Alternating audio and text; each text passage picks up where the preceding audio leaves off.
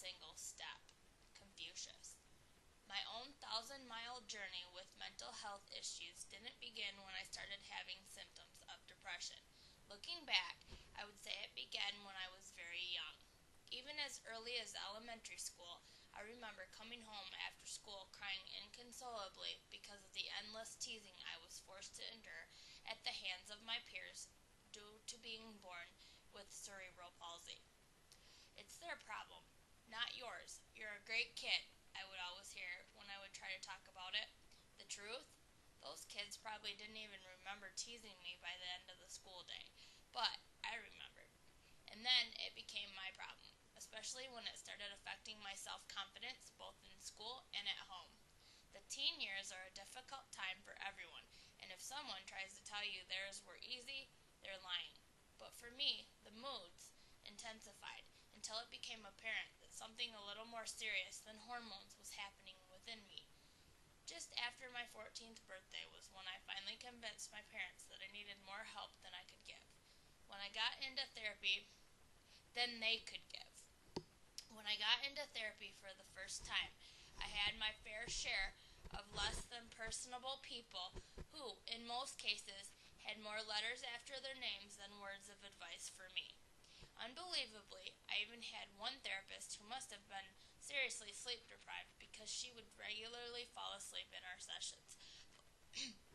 Those early experiences with therapists, instead of serving their intended purpose, were actually confirmation of my false beliefs that I didn't matter in this world, and made me decide that I was destined for a life of sadness and a depression so severe that it was very life-limiting.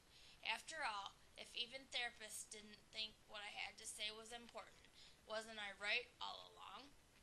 That was the biggest internal struggle I had at that time in my life.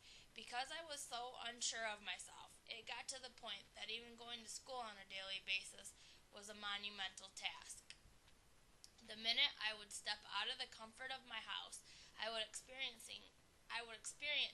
disabling panic attacks. Because of this, I missed more days of school than I can count. When I did manage to make it to school, I held my head down so low that I could have told you every detail of every pair of shoes I owned. The most severe symptoms of my illness hit me after high school graduation. I tried the whole living away from mom and dad for college thing, but because treatments had been unsuccessful for 5+ years at this point, this huge life change triggered a downward spiral that I never thought I'd find my way out of. I felt like such a failure when I had to return home. I didn't feel like I could do anything right. My self-esteem was at an all-time low. Most people I was in the psychiatric side of the hospital more than I was home for a year or more. Most people see hospitalizations as a negative, and I was no exception at the time. Now, I see those hospitalizations as a blessing in disguise. Why? Because the hospitalizations opened the door to the therapy that would ultimately start me on a path that led to recovery. Dialectical behavior therapy. When I went into my first DBT session, I remember saying to myself, "Oh, this is nothing but another form of therapy that isn't going to work." At first, I was right. Why? Because I didn't want it to work. I had to go through the skills cycle at least once, maybe twice, before I decided to give it a serious shot. While I was doing better, I wasn't getting better fast enough for those around me. Who said there was a timeline for recovery? I certainly will not. But they did. So I was still a regular at the hospital. The doctors there and my own psychiatrist knew I needed more intensive services than once-a-week therapy sessions. I wasn't too keen on the intensive treatment that they were telling me I needed. After all, I was just getting used to one set of therapists, and now I had to start all over. What were they thinking? I remember thinking that they were the ones with all the problems. I thought I had it all figured out. I couldn't have been more wrong. I was shuffled between 3 advocates in the first 6 months of being in ACT. Talk about not being able to open up to a professional. This really put me to the test. By the time I got the advocate and who I had until I graduated from ACT, I had basically given up on those guys too. But I'm glad I didn't. The biggest difference, as I'm sure you all know, is that this team of people will take a lot of crap out of one person without giving up on them. For the first time since I was diagnosed, I saw this and began to make strides I never thought possible. One of the first and probably the biggest changes I made with the help of ACT is in terms of the way I look at my illness. I had been surrounded by so much stigma because of the labels attached to my name up to that point that I was ashamed to say I had a mental illness. Then, the team helped me to see that a mental illness is just that, an illness. We can't help the hand we're dealt, but we can choose how we play our cards.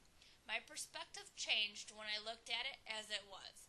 I was then able to see that just because I have a mental illness, it doesn't mean I don't have strengths. I'm a good listener and always try to be compassionate to others, for example. Once I accepted my illness, it was easy to start finding my strengths. In the past, I would become easily overwhelmed. Now, instead of looking at the big list of tasks that may lie ahead of me, I take it one moment at a time. I learned to prioritize, and now I don't become easily overwhelmed at all. I actually enjoy having a lot of commitments now and get bored easily. Never thought I'd be able to say that, let me tell you. After I became more comfortable with who I was on the inside, I decided to make a change for the better on the outside as well. In the midst of the worst of my illness, I just stopped caring what I put into my body. My weight soared, and at my highest weight, I was 327 pounds. I couldn't even walk to my mailbox without getting winded. I knew I had to make a change in my eating habits and began to eat much healthier. I started seeing results, and I wanted to keep going. Before I knew it, I had dropped over 100 pounds. With the weight loss came tons of compliments that at one time I would have just shrugged off. This uncovered a newfound confidence that everyone kept telling me I had in me if I dug deep enough. Turns out they were right. People tell me often that I'm a completely different person than I used to be. No, I'm not. The self-confident, assertive, healthy woman was deep within me all along. I just had to surround myself with positive people who believed it. Now the sky is the limit.